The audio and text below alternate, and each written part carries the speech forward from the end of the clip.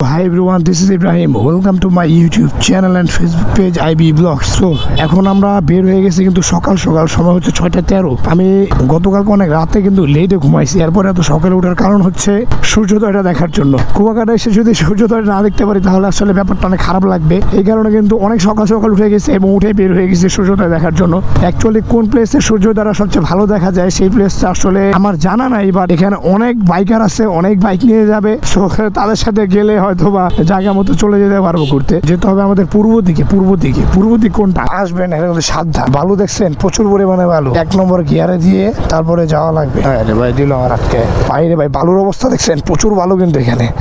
So 1 নম্বর গিয়ারে দিয়ে তারপরে আপনি বাইক রাইড করে যেতে হবে কিন্তু এখানে। আমি আলো কিন্তু গাড়ি নিয়ে পড়ে যাবেন সোজা। ওরে ভাই পেছনে চাক্কা মারাত্মক স্লিপ করে। ওরে ওরে ওরে মনে হয় আমি রেস দিতেছি।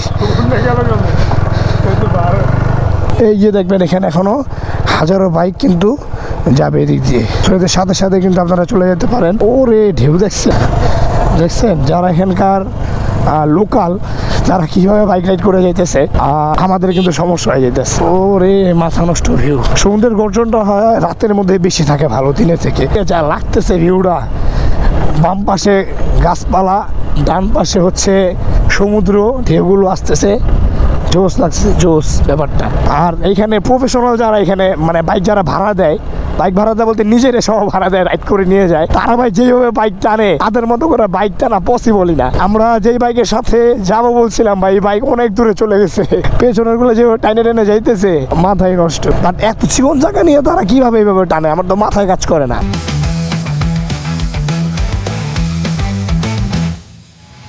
হাওয়ার সাথে উড়ে চলি, পথে নেই কোনো বাধা, গন্তব্য আমার অজানা, রাস্তায় আমার স্বর্গদ্বার। চলে আসে কিন্তু সূর্যোদয় দেখার জন্য। আর এদিকে পরিবেশটা কিন্তু খুব সুন্দর, অসাধারণ পরিবেশ।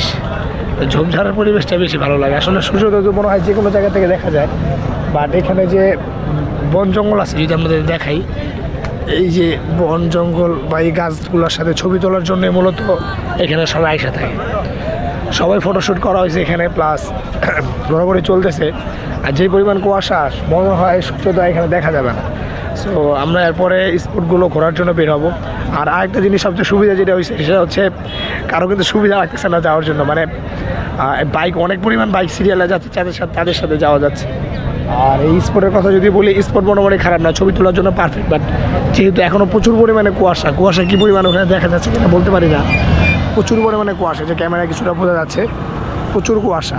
সো এই ঝাড়বনের ভেতরে কিন্তু মানুষ ঘুরতে যায়, বাট এই কুয়াশার কারণে কিন্তু কেউ এখনও ওইদিকে যাচ্ছে না। আর মূলত এখানে আসার কারণ হচ্ছে এই স্পটগুলোতে ছবি তোলা এবং প্লাস সূর্যোদয়টা দেখা। বাট সূর্যোদয় দেখার সৌভাগ্য হচ্ছে না এই কুয়াশার কারণে।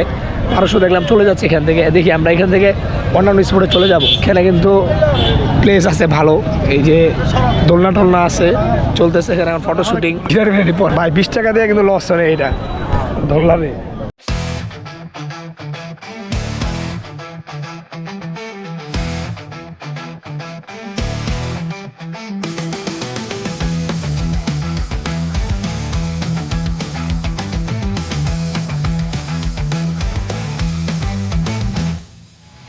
হাওয়ার সাথে উড়ে চলি, পথে নেই কোনো বাধা, গন্তব্য আমার অজানা, রাস্তায় আমার স্বর্গদ্বার। চাকা গড়ায় মনটা ছুটে, সামনে শুধু খোলা আকাশ। প্রচুর পরিমাণে কুয়াশা, এই কারণে কিন্তু সূর্যোদয় এরকমভাবে দেখা যেতেছে না। বাট প্যারা নাই, সূর্যোদয় না দেখতে পারলে সমস্যা নাই। আমরা সমুদ্রের পানিতে দেখতে পাবো। সামনে কি সমুদ্র না নদী কিছু বোঝার পেছনে ক্যামেরা যদি দেখেন এই হচ্ছে অবস্থা।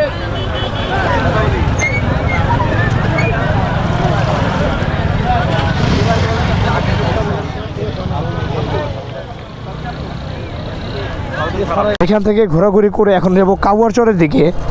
আর এইদিকে কুয়াশার কারণে সূর্যোদয়টা দেখতে পারলাম না, প্রচুর পরিমাণে কুয়াশা। সূর্য অনেক উপরে উঠে গেছে, বাট কুয়াশার কারণে একেবারে দেখাই যায় নাই। তো সমুদ্রের পাশ দিয়ে একবার আমরা চলে যাবো এখন কাউয়ারচর।